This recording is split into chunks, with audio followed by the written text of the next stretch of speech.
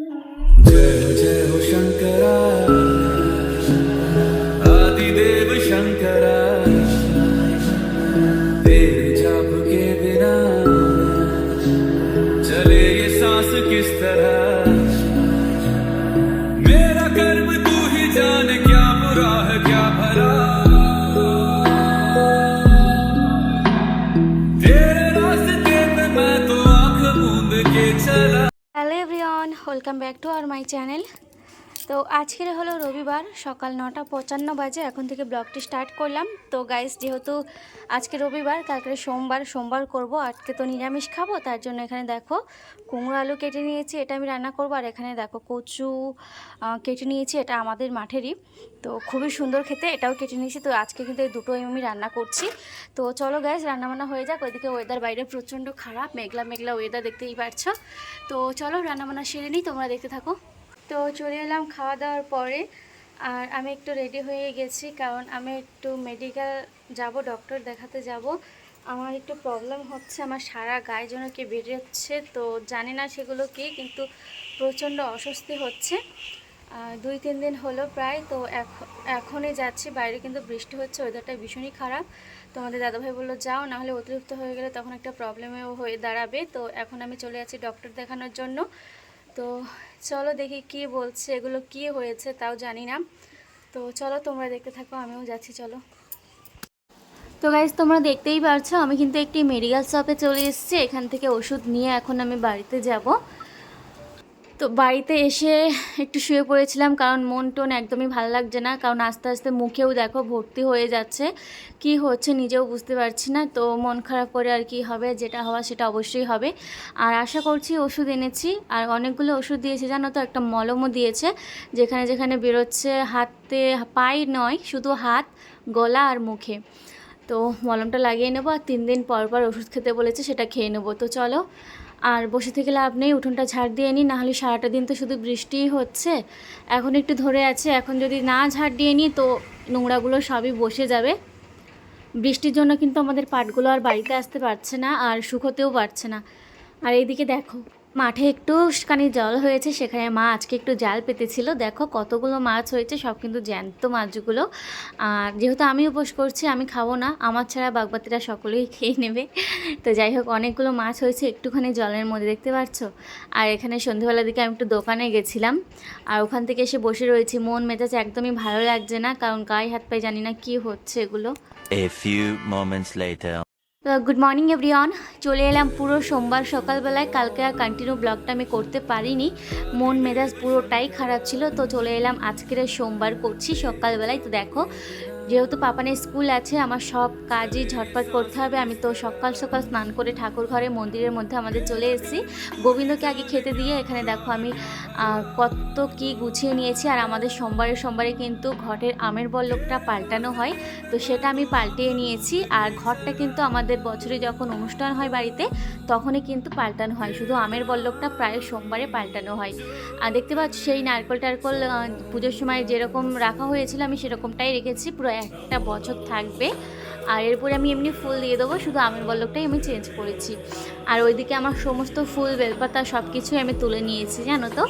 আর এদিকে চলো, প্রদীপটাও জ্বালিয়ে দিচ্ছি, এখানে দেখতেই পারছো। আর আমার জানো তো একটা বড় প্রদীপ কেনার ইচ্ছে রয়েছে, যেগুলো হয় না তিন থাকের এক ধরনের প্রদীপ, ওগুলো বড্ড কেনার ইচ্ছে রয়েছে। অবশ্যই কিনলে অবশ্যই তোমাদের সঙ্গে শেয়ার করব, আমার মন্দিরে থাকবে, ভীষণই ইচ্ছে রয়েছে জানো তো। আর এদিকে এখন ভোলা বাবাকে নামিয়ে নিয়ে এসেছি। আগে ঘি, মধু, গঙ্গা জল দিয়ে ভোলা বাবাকে স্নান আমি করিয়ে নিচ্ছি। আর একটা জিনিস কি হয়েছে বলো তো, সকাল থেকে জানো তো আমি দুধ পেলাম না, আর ওইদিকে চিকুর স্কুলে দেরি হয়ে যাচ্ছে, আমি কোথাও দুধ পেলাম না। তবু আমি পরে দেখছি, এই বেলা না হোক পরের বেলায় বাবাকে অবশ্যই দুধ দিয়ে পুজো করে আমার ইচ্ছে, স্নান করাবার ইচ্ছে রয়েছে। আর এই যে ঘটের উপরের মালাটাও আমি গেঁথে নিয়েছি, প্রত্যেক সোমবারে এই মালাটাও কিন্তু পাল্টানো হয় গাইস আমাদের মন্দিরের মধ্যে। তো মালাটাও পাল্টিয়ে নিয়েছি। আর ওইদিকে দেখো গুরুমার ফটোটা জলজল করছে, আর গুরুমার কথা সত্যি বড্ড মনে পড়ছে, আমাদের মাঝি নেই। আর বাবাকে স্নান করাবার পরে বাবার গামছাটা দিয়ে বাবাকে সুন্দর করে পুছে নিচ্ছি, দেখতেই পারছো। এটা কিন্তু আমার ভোলা বাবার গামছা, আমি বের করে নিয়েছি। আর এটা শুধুমাত্র ভোলা বাবাকে স্নান করাবার পরে ভোলা বাবার গা পোছানোর জন্য।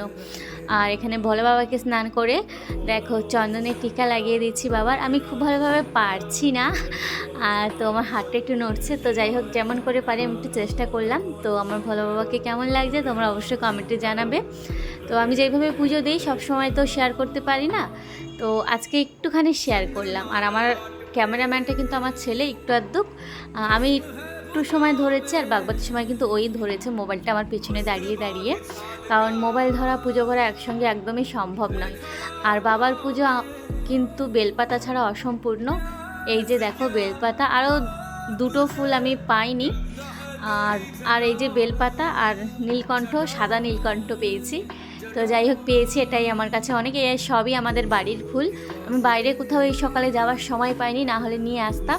আর এখানে দেখো ভোলা বাবাকে এখন আমি শুধু একটু গঙ্গা জল দিয়ে ভোলা বাবাকে স্নান করিয়ে দিয়ে দেব। প্রথমেই তো ঘি মতো দিয়ে স্নান সুন্দর করে করিয়ে নিয়েছি, তারপরে এই যে শুধু গঙ্গা জল দিয়ে একটু স্নান করে নিয়েছি বাবাকে। আর এই যে এইভাবেই কিন্তু আমি প্রত্যেক দিন বাবার পুজোটা করছি শ্রাবণ মাস পড়া থেকে। কিন্তু দুধ প্রত্যেক দিন দিচ্ছি না, কিন্তু ঘি গঙ্গাজল মধু দিয়ে প্রত্যেক দিন স্নান করাচ্ছি বাবাকে। তো পুজোটা করার পর এই যে দেখো পাপানকে নিয়ে বেরিয়ে পড়লাম স্কুলে যাওয়ার জন্য, আর অনেকটা দেরি করে ফেলেছি। হয়ে গেছে বলে আমার চিকু দেখো কেমন করে দৌড়ে দৌড়ে হাঁটছে। তো গাইস আমি এখন চিকুকে স্কুলে দিয়ে এসেছি, দিয়ে এখন আমি চলে যাব একটু ব্যাংক যাব। তো চলো যাই, কিছু কাজ আছে সেগুলো গুছাবো, তো চলো তোমরা দেখতে থাকো। ব্যাংকে চলে এসেছি গাইস। তো ব্যাংকের মধ্যে টুকটাক কাজ ছিল, সেগুলো মিটিয়ে নিয়ে দেখো আমি এখানে একটা ফর্ম ফিল আপ করার জন্য বসেছি। আসলে আমার ব্যাংকের বইতে একটু প্রবলেম হচ্ছে, আমার প্রত্যেক দিন টাকা কাটছে, তার জন্য এখানে একটা ফর্ম ফিল আপ করে জমা দেবো। অটো পেনশন এটা টাকাটা আমার কাটছে। হ্যালো এভরিওয়ান, তো চলে এসেছি বাড়িতে। শুধু ব্যাংক থেকে নয়, একেবারে চিকুকে স্কুল থেকে নিয়েই আমি বাড়িতে চলে এসেছি। আর এখন আমি যাচ্ছি উপরে ঠাকুর ঘরে, কারণ সকালে তোমরা দেখিয়েছো ঘি মধু গঙ্গা জল দিয়ে ভোলে বাবাকে স্নান করিয়েছি। দুধ পাইনি আমি সকালে, তার জন্য আমি একবার বাজারে দুধ পেয়েছি, তো আমি একটু দুধ নিয়ে এসেছি। তো বাবাকে এখন দুধ দিয়ে স্নান করাবো। মনটা একদমই মানছিল না জানো তো, যেহেতু দুধ দিয়ে স্নানটা করাইনি, মনটা কেন জানি না মানছিল না। তো দুধ পেয়েছি, তো চলো বাবাকে একটু স্নান করে নিয়ে আসি। চলো এই যে দেখো আমি দুধ নিয়ে চলে এসেছি, তো চলো বাবাকে স্নান করাবো। বড্ড ভালো লাগছে জানো তো, যেহেতু দুধ দিয়ে স্নান করাতে পারিনি, মনটা ভীষণই খারাপ করছিল। তো চলো দুপুরের পুজোটা দিয়ে নিই। দেখো দুপুরে জল মিষ্টিটা দিয়ে নিয়েছি। তো চলো এখন এই যে বাবার জন্য দুধ নিয়ে নিয়েছি, তো চলো বাবাকে দুধটা দিয়ে স্নান করিয়ে তারপরে তোমাদের সঙ্গে দেখা হচ্ছে। চলো দেখতে থাকো গাইস। তো একদম চলে এলাম, বিকেল বলবো না, হালকা পাতলা সন্ধে হয়ে গেছে। আর আমার টাইগারটা দেখো পড়ে আছে। চিকুকে আমি প্রাইভেটে দিয়ে এসেছি, আর সারাদিন কিচ্ছু খাইনি। একটা দই নিয়ে এসেছিলাম, সেটা খাইনি, রেখে দিয়েছিলাম। তো সেটা এখন নিয়ে বসেছি, কারণ প্রচণ্ড খিদে পেয়েছে, আর হচ্ছে না। তো এই যে দেখো এখন নিয়ে দইটা আমি বসেছি। এখানে একটু চিনি দিয়ে দিয়েছি, আর কিসে করে আমি খাচ্ছি দেখো, বাটি টাটি নিইনি, এটা মিষ্টির কৌটো ছিল, তার ভিতরে নিয়ে আমি খেতে বসেছি। সারাদিন কিচ্ছু খাইনি, তো এটা টক দই নিয়েছি। মিষ্টি কিছু খেলে বমি হয়ে যাবে, তো তার জন্য এই টক দইটা নেব।